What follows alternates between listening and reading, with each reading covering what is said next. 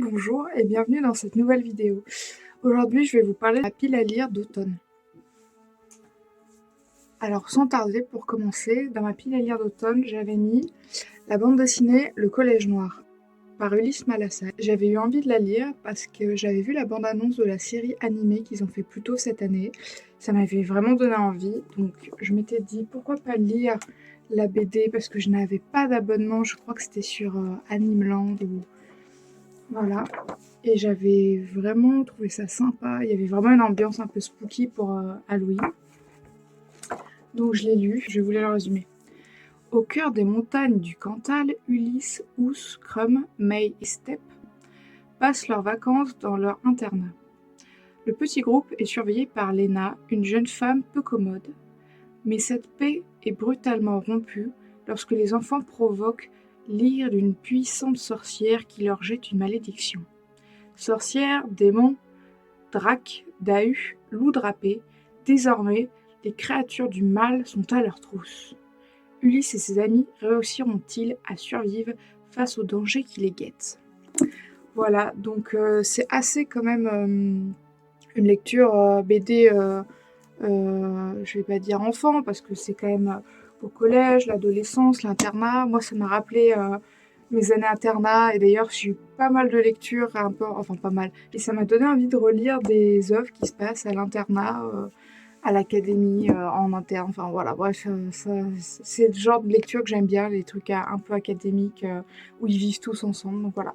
Donc c'était vraiment une lecture sympa, j'avoue, j'ai regardé les 3 premiers épisodes gratuits de Collège Noir sur YouTube, et je crois que j'ai un peu préféré l'animé. Après la BD, je sais plus de quand elle date. Donc cette édition date de 2023, mais je suis quasiment sûre que c'est parce que c'est l'intégrale.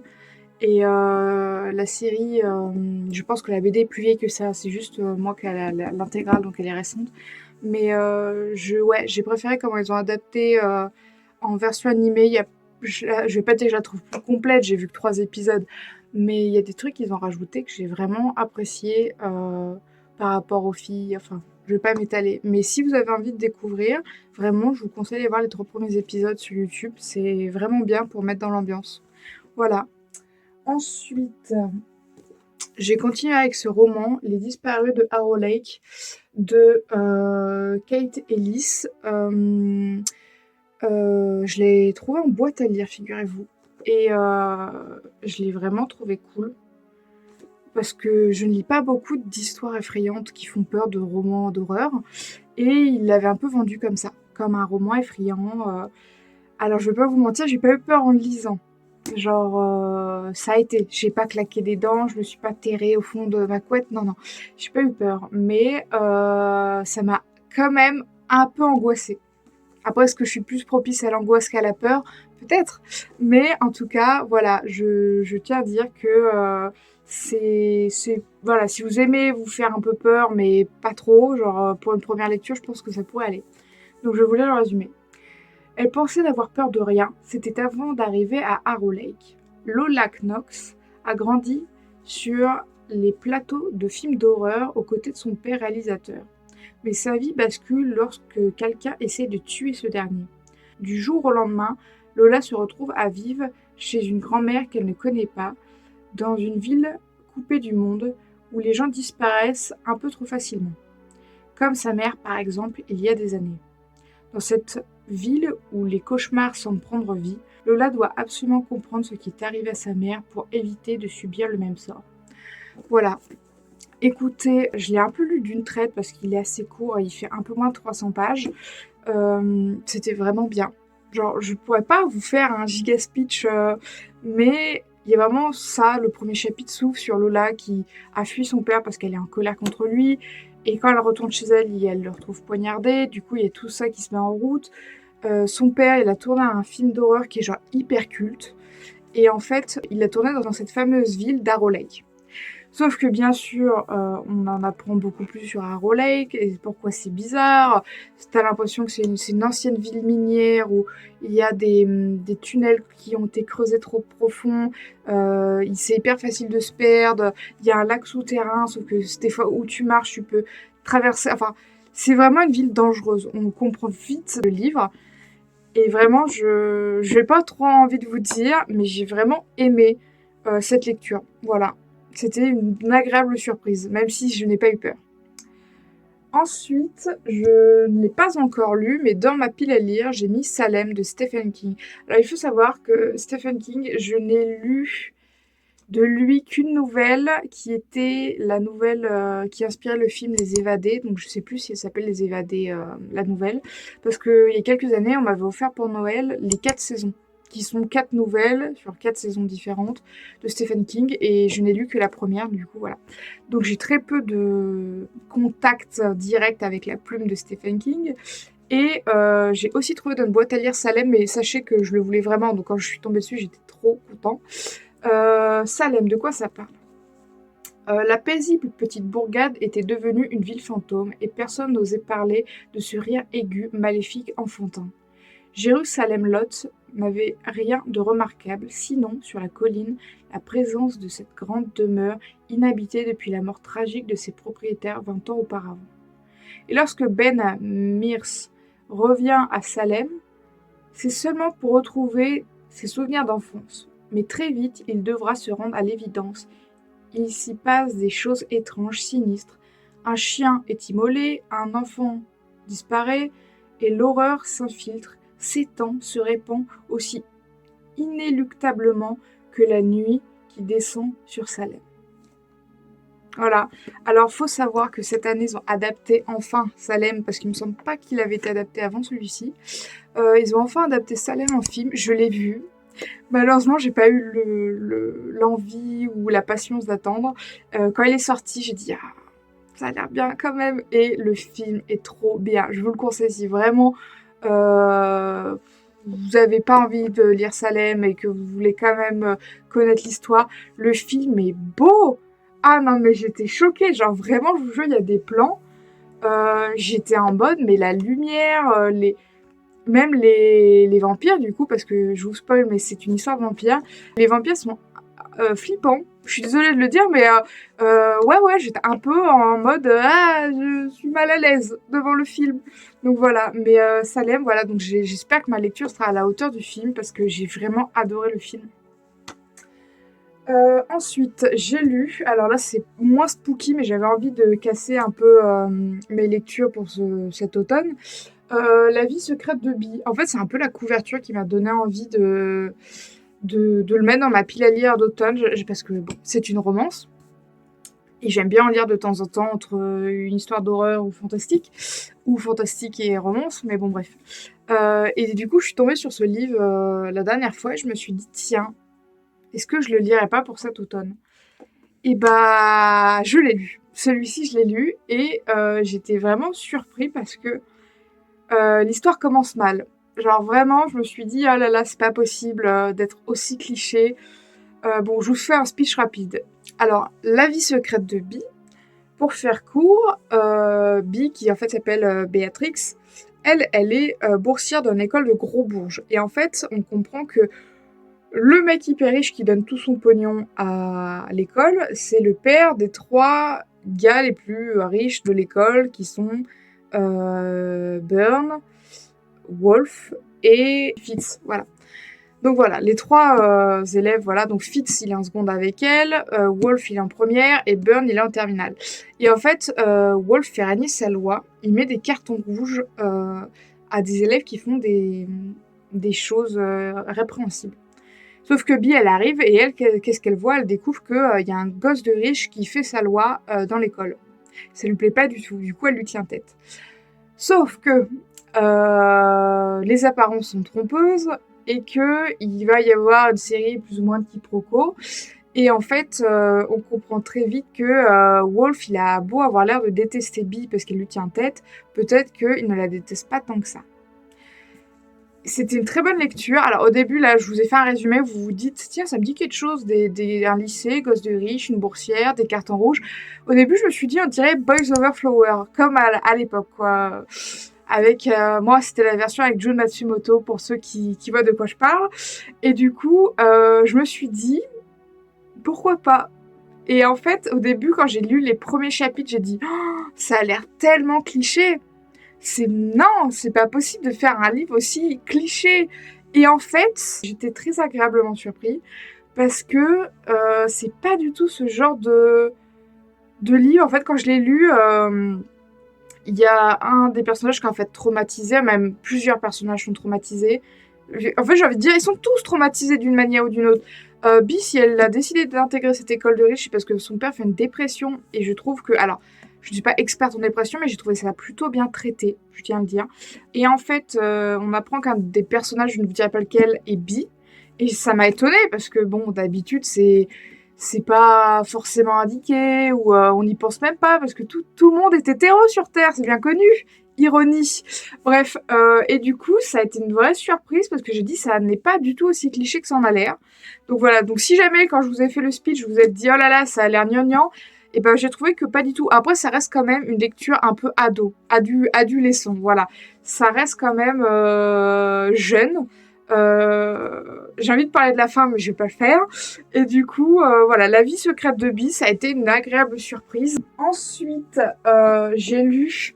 Alors, mais je crois que c'est mon gros coup de cœur de l'année, genre vraiment, je vous jure, je l'ai acheté en même temps que La vie secrète de Bee, et en fait, j'étais sûre de l'avoir mis dans ma wishlist des livres en début d'année. Mais je ne me rappelais plus de quoi ça parlait, tout ça. Ou bah heureusement que je l'ai pris parce que je crois que je l'aurais regretté amèrement. Bon, déjà il faut savoir que j'adore les histoires de vampires, je vous l'avais déjà dit, mais bon, si vous débarquez, voilà, j'adore les histoires de vampires. Et en fait, ça c'est les vampires 2.0. Ça c'est les vampires, je veux lire plus d'histoires comme ça, de vampires ou pas de vampires, genre c'était tellement cool. J'ai eu l'impression que ce livre était écrit pour moi.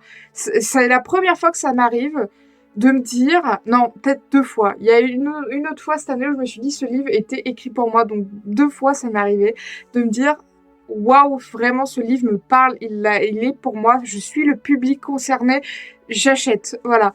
Alors Youngblood, pour vous faire court, bon, je vais vous le résumer, ça va plus vite. Une nouvelle génération de vampires est née. Lorsque Kate Finn est acceptée à la prestigieuse Arcot School, lycée d'élite réservé aux vampires, elle ne pourrait pas être plus heureuse, même s'il faut pour ça côtoyer les familles les plus riches et snobs du vampirat. Et même s'il faut avoir une coloc ex-meilleure amie, Taylor, qui réveille en elle autant de haine que d'attirance. Pour renouer avec elle et faire sa place à Hardcote, jusqu'où Kay sera prête à aller. Peut-être fermer les yeux sur les secrets de l'école lorsqu'ils deviennent mortels. Alors, je crois que Sacha Lawrence, qui est l'auteurice, Sacha Lawrence, il me semble qu'elle a écrit peut-être 1 ou 2 autres romans, mais que c'est le seul qui a été publié en France pour l'instant.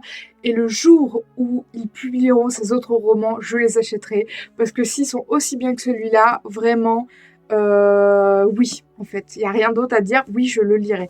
Donc le résumé, je le trouve un peu court, mais en gros, on suit Kate. Elle est d'une vie assez solitaire, sa mère et elle se vivent à l'écart du monde des vampires, et en fait, elle décide de s'inscrire à Hardcote School, du coup, l'école de vampires, et en fait, elle est prise, mais le seul problème, c'est que sa mère ne veut pas qu'elle y aille. Bon, elle se dispute, elle finit par y aller, et bien évidemment, elle retrouve Taylor, son ex-meilleure amie. On comprend très tôt dans le livre qu'il y a clairement un quiproquo entre elles. Vous comprendrez en lisant le livre, je ne vais pas trop en dire. Et en fait, Taylor est lesbienne. Elle est dans une école de vampires. Elle a l'impression d'être la seule lesbienne au monde dans cette école. Ah, c'était tellement bien. Mais moi, c'est tout ce que je veux. C'est des vampires, des lesbiennes. C'est complètement ma came. Bref, du coup, j'ai pas, en fait, j'ai trop envie de vous en dire plus pour vous donner envie de le lire. Et en même temps, j'ai peur de trop vous en dire et que vous soyez déçus. Donc écoutez, si vous aimez les histoires queer, LGBT, si vous aimez les vampires, si vous aimez la fantasy, lisez Youngblood, bordel, c'est trop bien. Je n'en dirai pas plus parce que j'ai peur d'en trop en dire, mais vraiment, ça a été une de mes meilleures lectures de l'année et j'exagère à peine. C'était trop bien. Voilà, je vais poser ce livre, voilà, je ne veux plus le toucher. Après, dans ma collection à lire en automne, j'ai mis Sa Majesté des Mouches. J'ai mis quelques classiques, oui, dans ma pile à lire parce que je me suis rendu compte que j'en ai lu très peu, même Au cours de mes études, j'ai fait beaucoup d'études de texte, mais peu de lecture complète d'œuvres classiques. Et Sa Majesté des Mouches me faisait envie. Donc voilà, je voulais rapidement le résumer, je ne l'ai pas encore lu. Une bande de garçons de 6 à 12 ans se retrouve jetée par un naufrage sur une île déserte. L'aventure apparaît aux enfants comme de merveilleuses vacances. Ils se nourrissent de fruits, se baignent, jouent au basson. Mais il faut s'organiser et, suivant les meilleures traditions des collèges anglais, élire un chef. Un roman d'aventure, mais surtout un magnifique roman d'apprentissage de la vie en société avec ses règles et ses cruautés.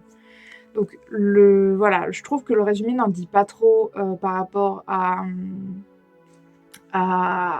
voilà, ce qui se passe là-dedans. C'est juste des garçons, un naufrage, une île déserte, une société qui se met en place, la cruauté de cette société. Alors, je vais pas... Ouais, mais c'est écrit tout petit. Regardez. Ah non, mais c'est minuscule. Ok, il va falloir que je le lise dans la journée parce que là, je vais me détruire les yeux. Ok, j'avais complètement oublié que c'était que des garçons. Dans ma tête, à l'inverse, je croyais que c'était que des filles. Je sais pas pourquoi. Donc, écoutez, pourquoi pas. Ça me fait penser à 2 ans de vacances de Jules Verne. C'est un peu le même synopsis et il me semble que je l'ai acheté. Alors, il est quelque part. Là, je l'ai pas sous la main, mais il faudra que je le lise aussi un jour. Ensuite, j'ai enfin lu Le Maître des Illusions. J'avais dit que je le lirais cet automne et je vous avoue, je l'avais même mis dans ma liste des livres à lire cet été, mais quand j'ai vu la bricasse que c'était en livre de poche, parce que des fois vous vous dites « Oh, le livre il est gros ». Mais c'est parce que c'est un gros format.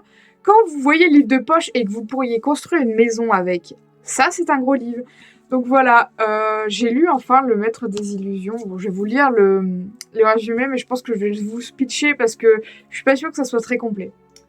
Fuyant sa Californie natale, bourse en poche, Richard doit entrer à l'université de Hampden, dans le Vermont, à son opportunisme et bien plus qu'à son talent.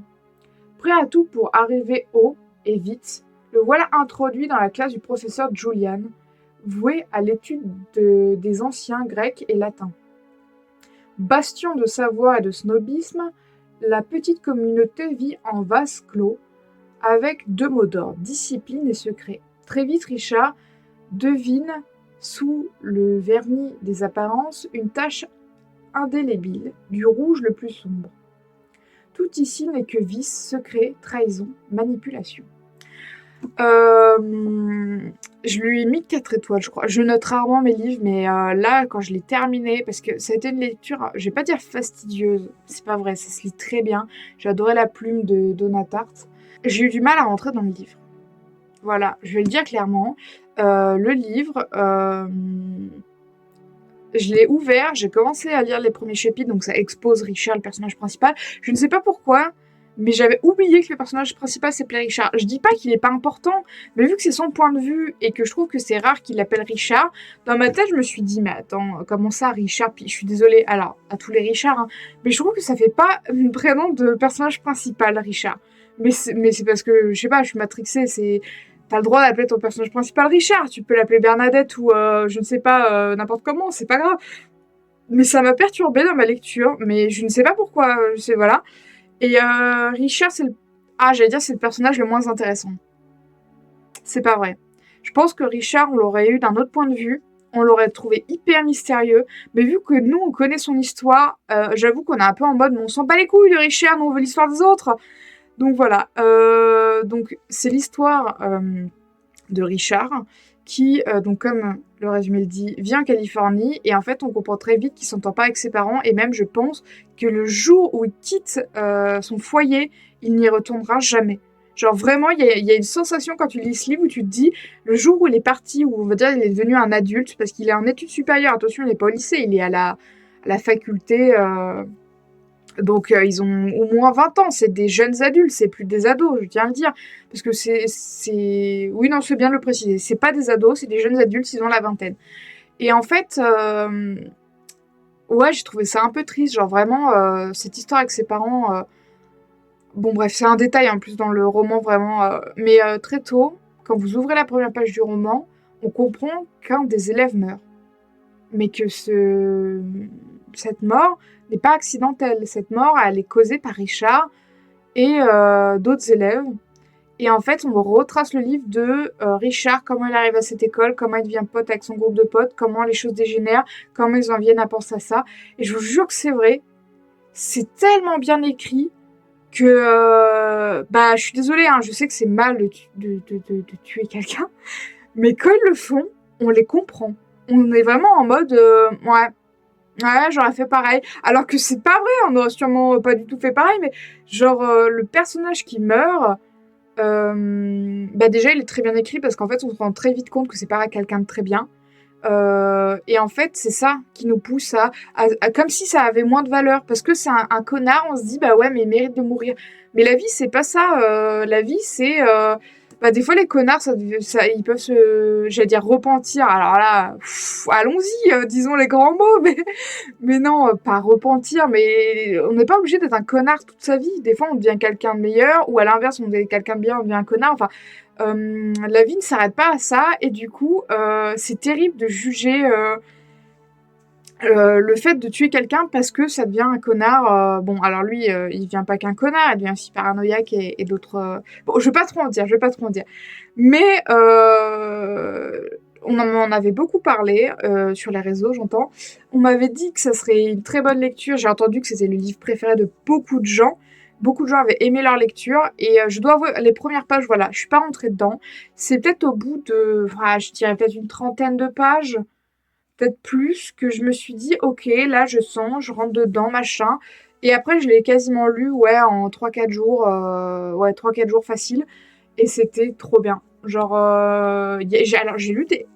Je sais pas pourquoi je fais ça, je devrais pas faire ça. Quand j'aime quelque chose, après je lis des critiques dessus, pour voir ce que les gens en ont pensé.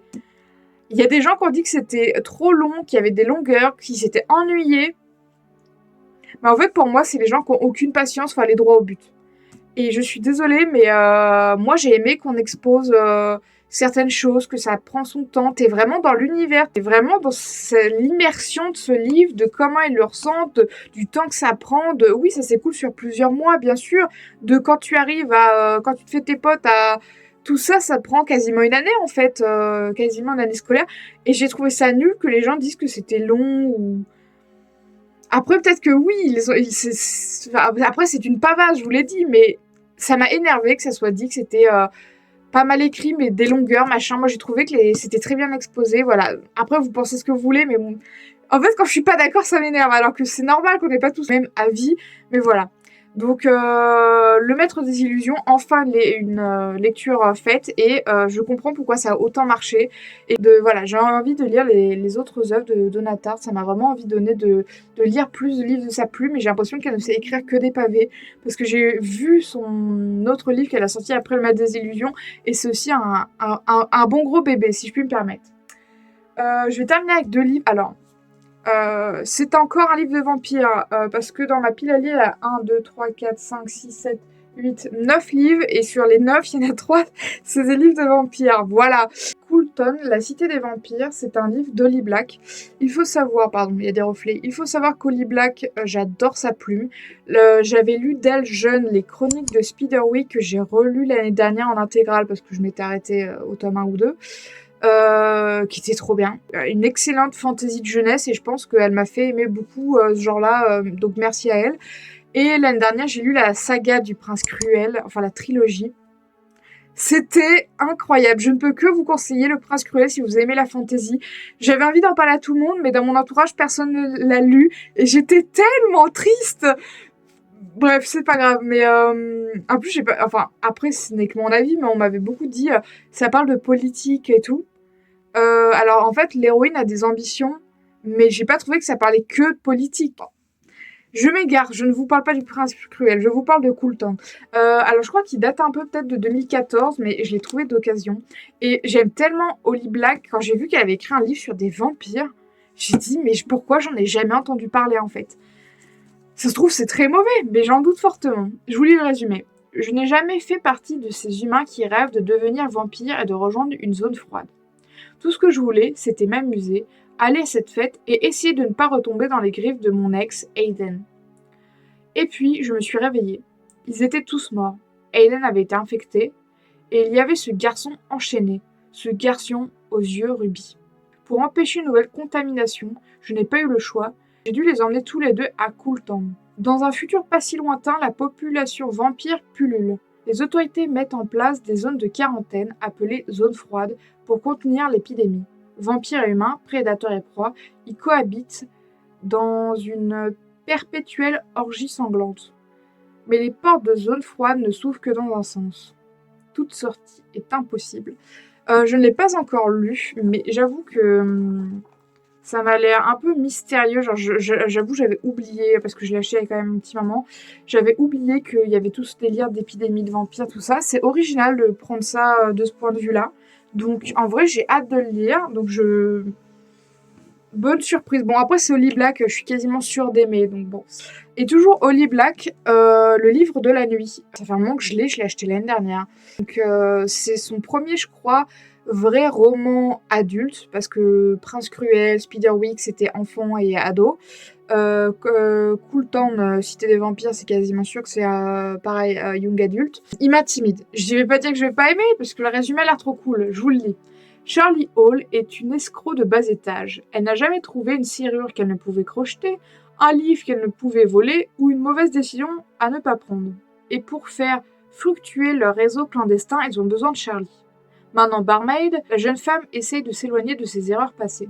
Mais sortir de cet univers n'est pas facile, sans compter que sa sœur a désespérément besoin de magie, que son petit ami sans ombre et peut-être sans âme semble lui cacher des choses. Lorsqu'une figure de son passé refait surface, Charlie replonge dans un tourbillon de meurtres et de mensonges. Déterminée à survivre, elle va devoir affronter de nombreux adversaires qui essayent de s'emparer d'un secret au pouvoir terrifiant.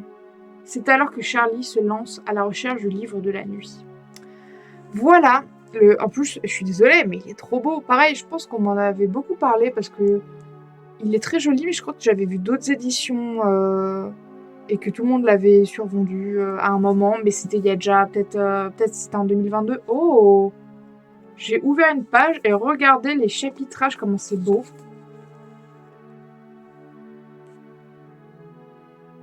Ah, j'adore. Ne pas déranger. Ils ont tous un nom, les chapitres? Poison. Ah oui, ils ont tous un chapitre. Bon, bah, le chapitre 17, c'est ne pas déranger. En vrai, ça m'a redonné envie de le lire. Vous voyez, c'est bien de reparler des livres qu'on a envie de lire. Ça nous redonne envie de les lire. Actuellement, j'avoue, le dernier que j'ai lu en date, c'est La vie secrète de Bee. Là, je fais une toute petite pause, une toute petite entrave dans ma lecture d'automne. Je suis en train de lire une romance... mais c'est 3 nouvelles courtes. C'est Ali Hazelwood, elle a sorti son nouveau livre en France. Là, j'ai plus le titre en tête, je vous mettrai la couverture là. Bref, et du coup, là, je me suis dit, j'ai envie de lire une petite romance. Alors que je viens de lire La vie secrète de Big, c'est complètement une romance, mais voilà. Et du coup, voilà, là, j'ai fait une petite bifurcation à ma liste de livres à lire en automne. Mais je pense que le prochain que je vais lire, c'est probablement Salem. Donc voilà. Donc c'est tout, voilà pour moi. J'espère que ça vous a donné envie de lire, que ça vous a donné envie de peut-être découvrir de nouveaux livres. Voilà. J'espère que cette vidéo vous a plu et je vous dis à une prochaine. Au revoir.